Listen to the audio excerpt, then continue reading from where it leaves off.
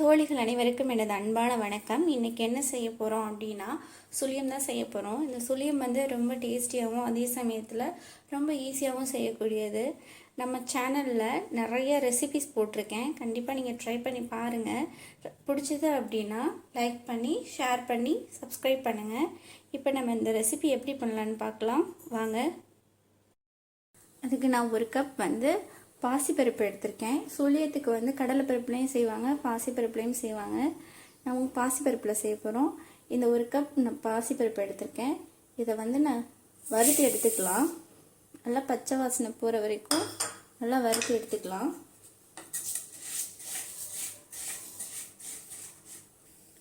பச்சை வாசனை போக நல்லா வறுத்து எடுத்தாச்சு. இதை நல்லா அலசிட்டு வேக வைக்கணும். நல்லா அலசி எடுத்தாச்சு.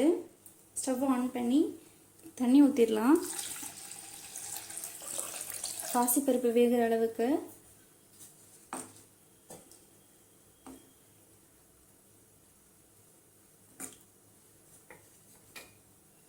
ரொம்ப குலைவாக வேக விடக்கூடாது, நார்மலாக வெந்தால் போதும்.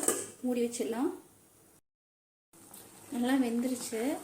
ரொம்ப குலைவாக இல்லாமல் நார்மலாக வெந்திருக்கு, போதும். ஆஃப் பண்ணிடலாம். நெக்ஸ்ட் ஒரு பாத்திரத்தில் நான் ஒரு கப் பாசிப்பருப்பு எடுத்துருந்தேன் இல்லையா, அதே அளவால் ஒரு கப் நான் வெல்லம் எடுத்திருக்கேன். ரொம்ப தண்ணி விடாமல் கொஞ்சமாக தண்ணி விட்டுக்கலாம். போதும். நல்லா வெல்லம் நல்லா கரையட்டும். கம்பி பதமாக வர தேவையே கிடையாது. வெல்லம் எல்லாம் ஜஸ்ட்டு கரைஞ்சா போதும்.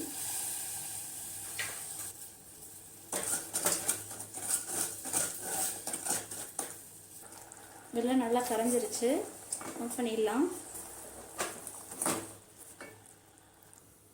ஒரு பாத்திரத்தில் வெண்ணெய் இல்லைன்னா நெய் எது வேணாலும் சேர்த்துக்கலாம். அரை மூடி தேங்காய் துருவி வச்சுருக்கேன், அதை இதோட சேர்த்துக்கலாம். தேங்காய் பூ நல்லா வதங்கிட்டோம். தேங்காய் நல்லா வதங்கிருச்சு. நம்ம வேக வச்ச உள்ள பாசிப்பருப்பு அதோட சேர்த்துக்கலாம்.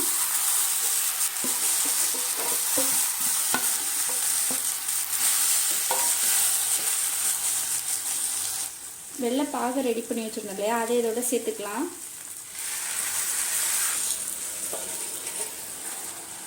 சேர்த்து நல்லா கலந்துடலாம்.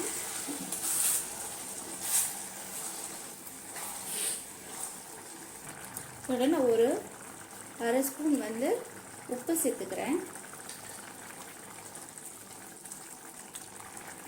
ஏலக்காய் நச்சு வச்சுருக்கேன், இதோட சேர்த்துக்கலாம்.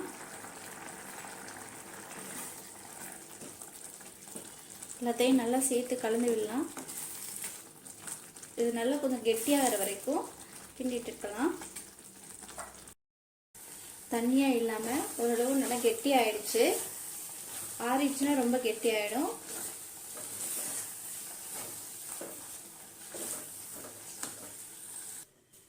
நல்லா கெட்டியாகிடுச்சு. இப்போ நம்ம இதை உருண்டையாக உருட்டிக்கலாம்.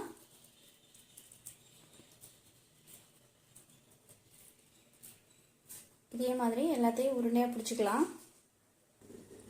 எல்லா மாவையும் நம்ம உருண்டையாக உருட்டியாச்சு. ஒரு கப் மைதாவை உப்பு போட்டு கரைச்சி வச்சுருக்கேன். ரொம்ப தண்ணியாக கரைக்கக்கூடாது. நல்லெண்ணெய் காய வச்சுருக்கேன். எண்ணெய் நல்லா காயட்டும். எண்ணெய் நல்லா காஞ்சிருச்சு. நம்ம உருட்டி வச்சுருந்தோம் இல்லையா உருண்டை, அதை மைதா மாவில் நனைச்சி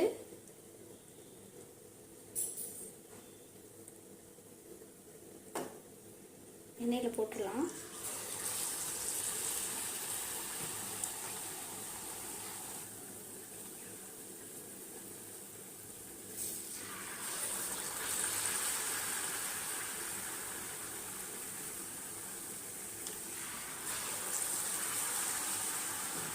நல்லா வேகட்டும். கீழே லைட்டாக பிடிக்கும். எல்லாத்தையும் நல்லா திருப்பி விடலாம்.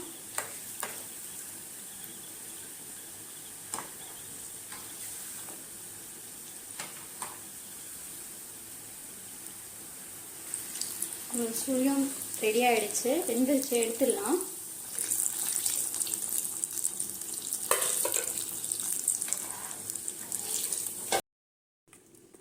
சுழியம் ரெடி ஆகிடுச்சு. ரொம்ப ரொம்ப டேஸ்டியாக இருக்கும். கண்டிப்பாக நீங்களும் இதே மாதிரி ட்ரை பண்ணுங்கள். நன்றி.